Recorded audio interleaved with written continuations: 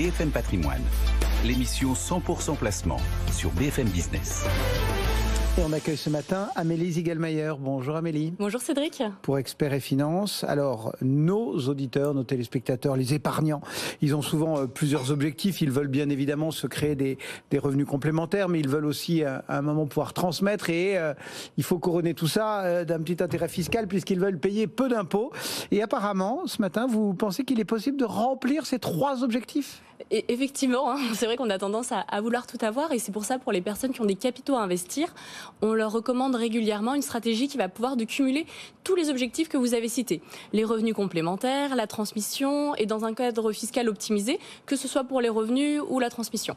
C'est-à-dire, en quoi ça consiste du coup ? Alors, la première étape, c'est de constituer une société civile avec un capital social faible. Par exemple, 1 000 €. Et cette société civile, elle va opter à l'impôt sur les sociétés. Ça, c'est un point important, on verra rapidement pourquoi. Vous, en tant qu'associé, vous allez apporter l'argent que vous souhaitiez investir à cette société. C'est ce qu'on appelle un apport en compte courant d'associé, ce qui signifie que la société aura une dette envers vous, c'est de l'argent qu'elle vous devra. Mais en attendant, elle va pouvoir l'investir. C'est un montage qui est recommandé plutôt pour de l'immobilier locatif. Et si vous voulez pas de contraintes liées à la gestion, les SCPI peuvent être une solution. Et donc la société va commencer à percevoir des revenus. Ils vont être faiblement fiscalisés, c'est tout l'intérêt de l'IS, puisque jusqu'à 42 500, on est à 15%, et au-delà, 25%. Donc la société va payer l'impôt, les charges comptables, mais avec le surplus de trésorerie, elle va pouvoir rembourser sa dette qu'elle a envers vous. Et donc vous, ça va vous permettre de percevoir des revenus qui vont être faiblement fiscalisés, puisqu'il n'y aura pas de frottement fiscal supplémentaire, et ce pendant une durée longue, environ 25 ans, parce que c'est la durée à peu près pour rembourser totalement la dette. Ça a l'air intéressant, mais ça permet de gagner combien, par exemple, par rapport à quelque chose de, enfin, j'allais dire de normal. Direct, ouais, si on le faisait en direct. Là. Alors, le mieux, c'est de prendre un exemple chiffré. Par exemple, sur un portefeuille de SCPI de 500 000 €, net de frais, net de fiscalité, on peut espérer 20 000 € par an. Alors que sur une détention en direct, tout va dépendre de votre tranche marginale d'imposition, mais plutôt entre 8 et 12 000 € par an. Ah oui, donc c'est quand même significatif. Ouais. Et puis si on se projette sur 25 ans, on parle de 200 000 € d'écart. Donc oui, c'est loin d'être neutre. Donc ça fait des revenus complémentaires. Exactement. La case est donc cochée.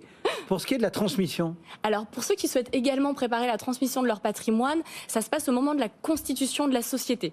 Donc, il va falloir, par exemple, mettre ses enfants de façon significative au capital, 90-95%.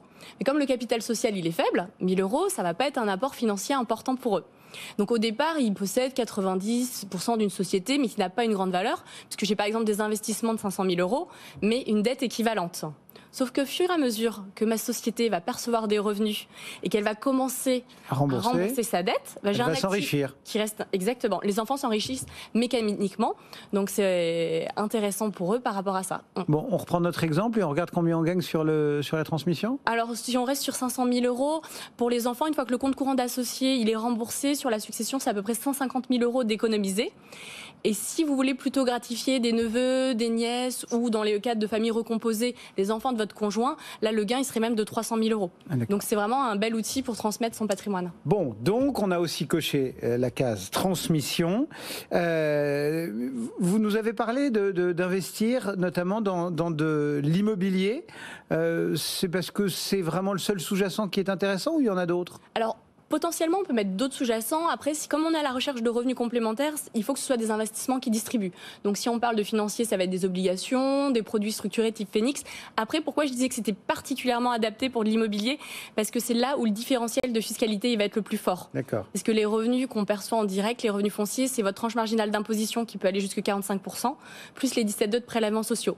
Et en plus, il y a un petit bonus pour l'IFI dans ce montage, parce que si vos enfants sont majeurs, et même s'ils sont dans votre foyer fiscal, vous n'aurez pas à déclarer les parts qu'ils détiennent. Donc uniquement vos 5 ou 10%, ce qui fait un avantage supplémentaire, alors que c'est quand même vous qui percevez les revenus pendant 25 ans. Bon, on a donc vu qu'il y avait pas mal d'avantages. Est-ce que malgré tout, il y a des points d'attention ou des inconvénients ? Alors, les inconvénients, ils vont plus être pour les enfants. Parce qu'une fois que le compte courant d'associé, il est remboursé, c'est les enfants qui perçoivent les revenus, mais ils n'auront pas le même traitement fiscal que les parents. Ils devront payer la flat tax de 30%. Et de même, s'ils veulent récupérer les capitaux à titre personnel, il y aura également la flat tax de 30% à payer. Après, si on veut relativiser, il ne faut pas oublier que leur mise de départ, elle est de moins de 1 000 € et que du coup, ils peuvent aussi gérer le patrimoine à l'intérieur de cette société-là.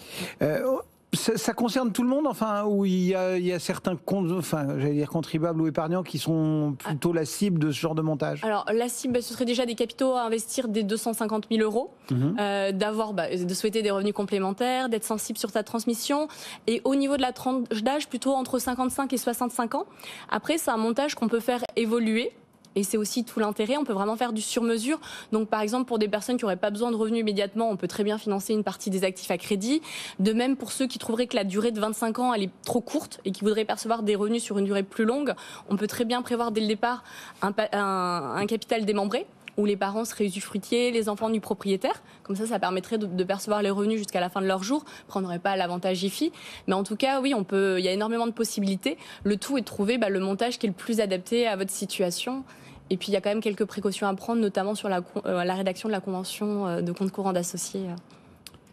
Amélie Ziegelmayer qui nous apportait cette solution ce matin pour Experts et Finance. Merci beaucoup, Amélie. À très bientôt. Le marché parisien, lui, reste en hausse, plus 1,45%. On est à 7115 points.